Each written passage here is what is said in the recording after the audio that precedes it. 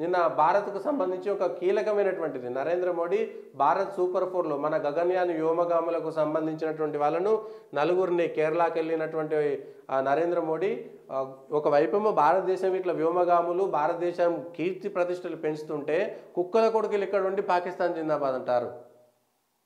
Group captain Prashanth వాళ్ళ జీవితాలను త్యాగం చేసేటువంటి ప్రయత్నం, వాళ్ళ జీవితాలను మొత్తం రంగరించి భారతదేశం ఉన్నతి కోసం ప్రయత్నం చేస్తున్నారు. ఇక్కడ గ్రూప్ కెప్టెన్ ప్రశాంత్ బాలకృష్ణ నాయరు, అజిత్ కృష్ణను, అంగద్ ప్రతాప్, శుభాంశు శుక్లా వీళ్ళంతా కూడా భారతదేశానికి సంబంధించినటువంటి వ్యోమగాములు.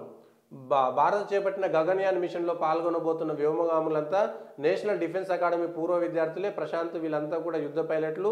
గగన్యాన్ కోసం ఇప్పటికే రష్యాలో వ్యోమగాములుగా శిక్షణ పూర్తి చేసుకున్నారు. భారత్లోనూ ఇస్రో వీరికి కొంతకాలంగా ప్రత్యేక శిక్షణ ఇస్తుంది. తమ నలుగురు యుద్ధ విమాన పైలట్లు గగన్యాన్లో భాగస్వాములు కావడం తమకు ఎంతో గర్వకారణమని వాయుసేన పేర్కొన్నది.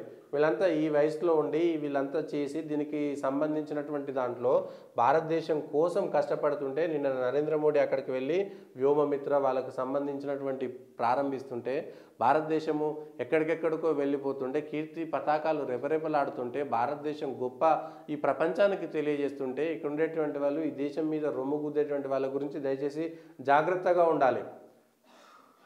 విక్రమ్ సారాభాయ్ స్పేస్ సెంటర్లో ప్రధాని నరేంద్ర మోడీ నిన్న దీనికి చేసి ఈ నలుగురిని జాతికి పరిచయం చేసినటువంటి వ్యక్తి ప్రధానమంత్రి నరేంద్ర మోడీ నిన్న ఈ నలుగురిని చేశారు. వచ్చే ఏడాది ఆరంభంలోనే వీళ్ళు అంతరిక్షంలోకి వెళ్తారు. 2025 ఆరంభంలో వీళ్ళు వెళ్తారు అనేటువంటిది. అంటే భారతదేశం ఎదుగుదలను చూసి జీర్ణించుకోలేనటువంటి పరిస్థితులను కూడా మనం చూసుకోవాలి దీనికి సంబంధించినటువంటి అంశంలో కూడా.